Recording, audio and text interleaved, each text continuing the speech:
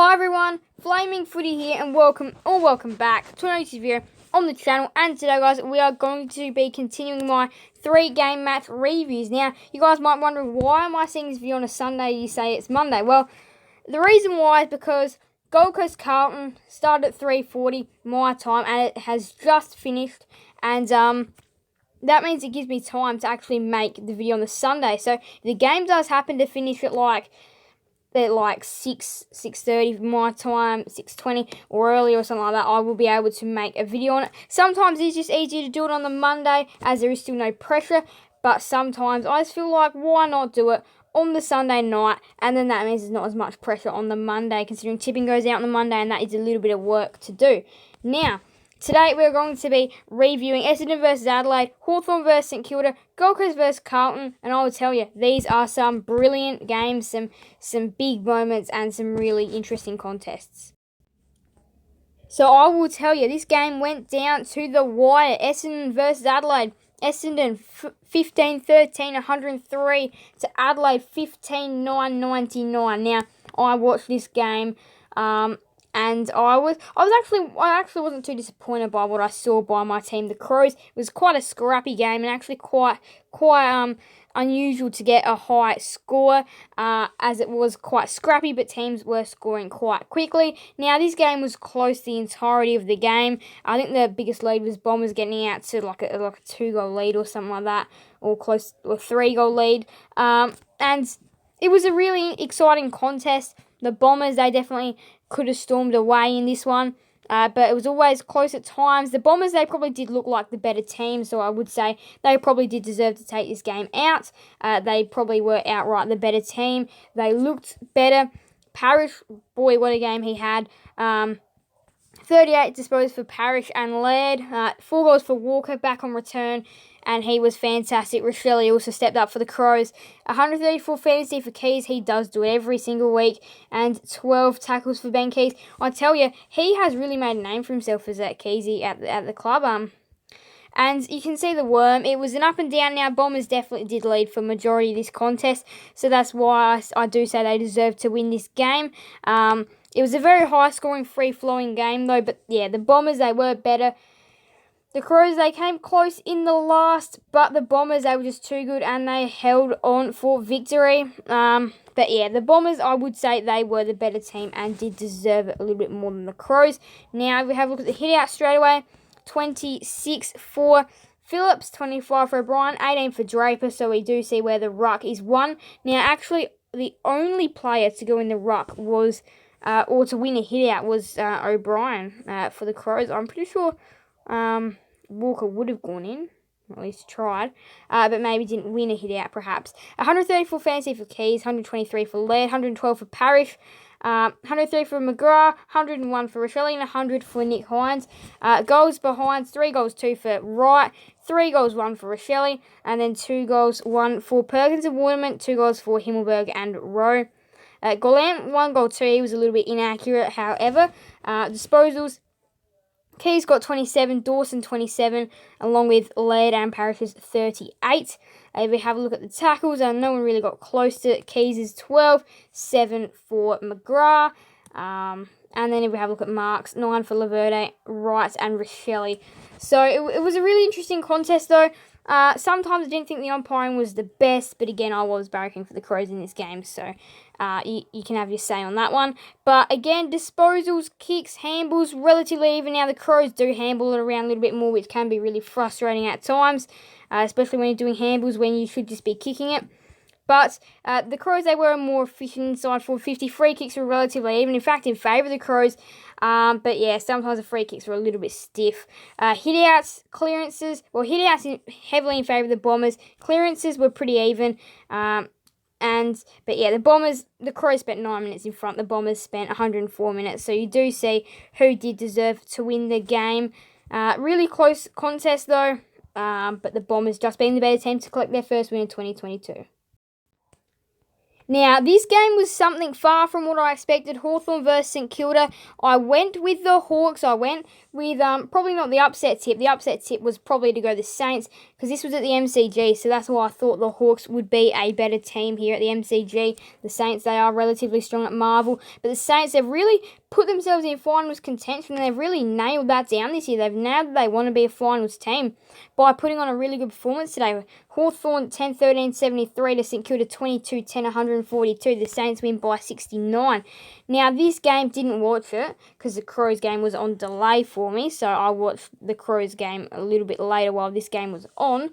But I will say that this game would have probably been boring to watch, just as how big the Saints got out to. They win by 69. The Hawks, they got the fast start.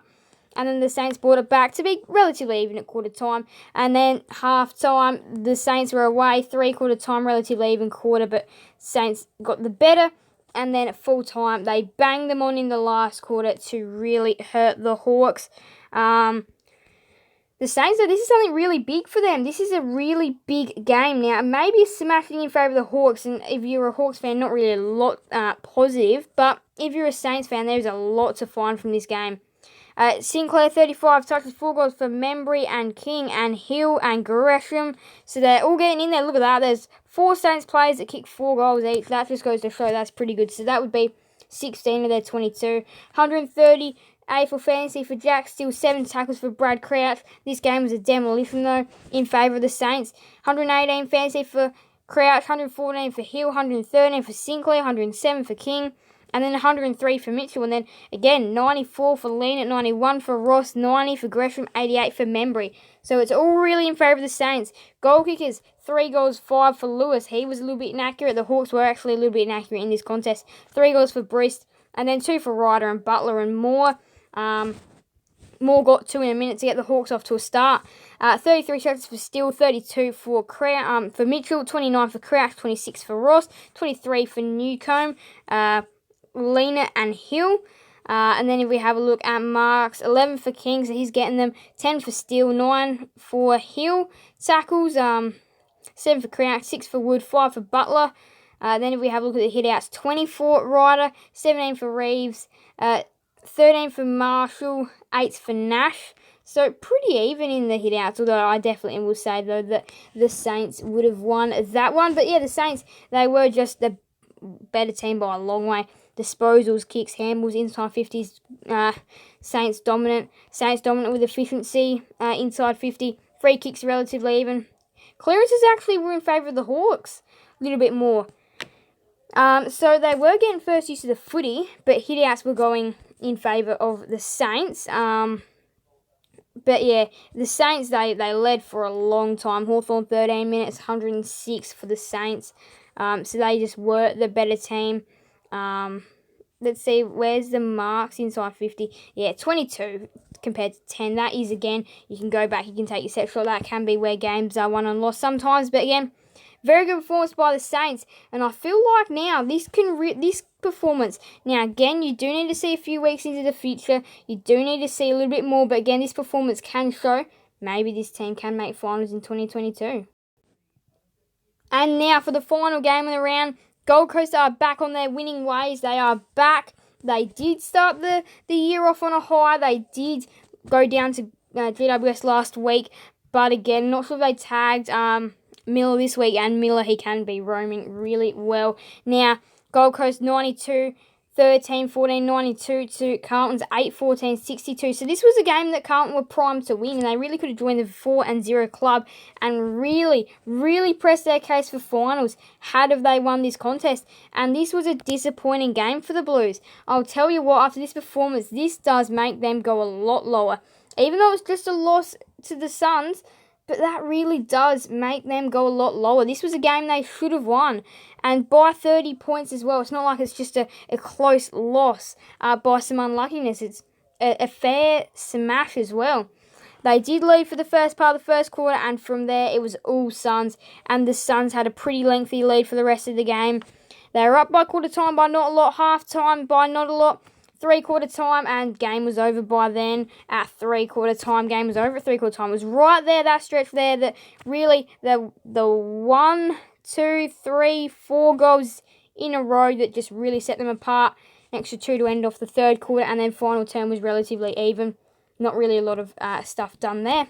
But, again, it was a pretty bad game for the Blues. 36 touches for Williams, 137 fantasy for Williams, 8 tackles for Chera, 3 goals for Troll and Rosas. So Rosas getting in there.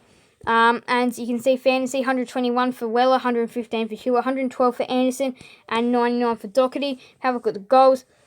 2 goals for Mackay, 2 goals for Corbett, and then the rest are 1. Casbolt playing up against his former team, and he gets the chocolates in this one. But again, you could say both teams actually fairly inaccurate, especially Carlton, though, compared to their 8 goals. Had it been a little bit more accurate, they could have come a little bit more closer. Disposals, 35 for Anderson, 32 for Miller. You see no tag, and he can really be really devastating and dominating. 31 touches for Weller, 29 for Hewitt and Doherty, and then 28 for Walsh. Again, Walsh, an absolute star. If we have a look at the marks, 8 for Weller, 8 for O'Brien. Tackles, 8 for Chera, 7 for Kennedy. Kennedy's actually really made a name for himself this year. 42 hitouts for Witts, 10 for Troll, and then only 15 for De Koning and 4 for Silvani. So it was a really Gold Coast dominated, especially in that middle. So that's where you can get something really going as well, is in the middle. Disposals led in favour of Carlton, although inside 50s smashed by the Suns, 64-48. They were getting good use inside there. 450 free kicks in favour of the Blues. And look at that. Hitouts, clearances, all of that is dominated by Gold Coast. And that is where the game can be won. You get first use inside 450. You can go and take a mark in. And if we see the marks inside 50, again, relatively even, but 3 more. That can be 3 more scoring shots and 3 more goals, which can really make a big difference in the game. That can make you win by 18 points and turn it into a convincing win. Contested possessions, and all of that. And now, Marks was favoured by Carlton. Gold Coast made more willing to play a little bit more of a scrappy sort of game. But yeah, again, Gold Coast, they were in front for 103 minutes compared to the Blues 16. The Blues were getting more tackles as well, way more than the Suns. But it was a pretty good game for the Suns and a pretty bad game for the Blues. They were looking to back it up next week. They got the Power 50-50 game, that one, I reckon. And the Suns, they've got the Saints, and they'll be hard to beat. But it was a very good game for the Suns. They take this one out by 30 points, and they get the job done convincingly. So here is all the action from the round. Actually, what a round it was. We actually learned a lot of things from this round. There's some big things now. Keep an eye out for the preview, for the round review, for round 4 review, as we will be going over everything from round number 4. If we have a look at round number 5, here's what's ahead. Brisbane versus Collingwood, Thursday night at the Gabba. And then Friday, you got the Easter Friday games, North Melbourne versus Western Bulldogs and West Coast versus Sydney. On the Saturday, you got St Kilda versus Gold Coast, Adelaide versus Richmond. Richmond were very good, so they should probably be able to take that one out. Melbourne versus GWS at the night time. Carlton versus Port Adelaide, that's a massive game. That one could go 50-50, so could Essendon versus Fremantle. And then Hawthorn, Geelong, that loss for Hawthorn will really mean, I reckon, Geelong that should be able to do it. But again, I reckon the real question marks are over the Sunday games. I reckon there's going to be some good games there. So now, time to go to the ladder, see what we have got. So Melbourne are the only team in the 4-0 club. Again, they are so dominant. Brisbane, Fremantle and St Kilda and Geelong and Sydney and Carlton are all 3-1. And then Collingwood, Gold Coast, Richmond, Hawthorn, they are all 2-2. And I'm actually saying this in ladder position. And then Adelaide, GWS, Western Bulldogs, West Coast, Essendon and North Melbourne are all 1-3. And the only team that's without a win are the Port Adelaide Power. And I'm pretty sure they should be able to get a win in round 6 against West Coast. But again, they're missing Aaliyah, missing Dixon, so they are missing some key players. But anyway, thank you guys all so much for watching. What a round we have seen. Thank you guys all so much for watching. Make sure to leave a like and subscribe. Hit that notification bell so then you guys will never miss another video on the channel. Thank you guys all so much for watching. So bye everyone. Flaming Footy out.